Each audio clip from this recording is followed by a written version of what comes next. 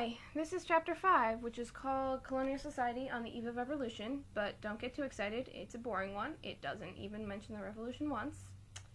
Anyway, it starts by talking about the population boom, which happened mostly in the colonies Virginia, Maryland, Pennsylvania, North Carolina, and Maine.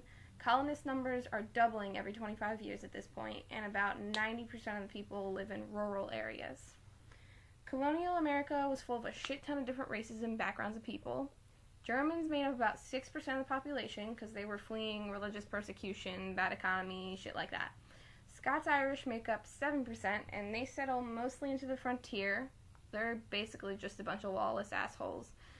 Other Europeans, like the French, Jews, Dutch, etc., made up 5%, and Africans make up 20% of the population because of slaves, and the slaves were mostly concentrated in the South. Early in the 18th century, there's a lot of social mobility in America. Then around 1750, things start to change. We have a more distinct upper and lower class, and all the richies live in Boston and Philly. If you wanted a job with respect, you would go into the Christian ministry. If you wanted a job that sucked ass, you could be a lawyer or a doctor, which is pretty much still true today, at least the lawyer-doctor part. Most people were into agriculture. New England was for fishing. Manufacturing didn't really have a big part in the society yet. But as Americans breed, there's an increased demand, and England can't keep up, so we start importing into foreign markets. The Brits get all touchy about it, and they pass the Molasses Act, which is supposed to crush trading with the French West Indies, but really all it does is encourage the colonists to smuggle. The Church of England, also known as the Anglicans, was the main denomination for the South, and Maryland and New York.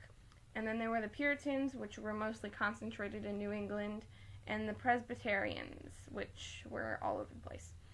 And also the Catholics, but everybody hated them, so they don't matter. Then the Great Awakening happened. It was started by Jonathan Edwards, who basically said that faith in God gives you an all-access pass to heaven, not good deeds. People were really bored by all the preachers. Then this dude named George Whitefield came along and gave America this really enthusiastic type of preaching. The Puritans were interested in education, and they really emphasized religion and the Bible in their teachings. We're just beginning to establish a uniquely American identity, because right now we're really more British than anything. However, we do have a few literary talents like Ben Franklin and Phillis Wheatley. Then you've got the American political system. We were 8 colonies at this point, all with royal governors. We had upper and lower houses. The upper house was appointed by the crown, and the lower house was elected.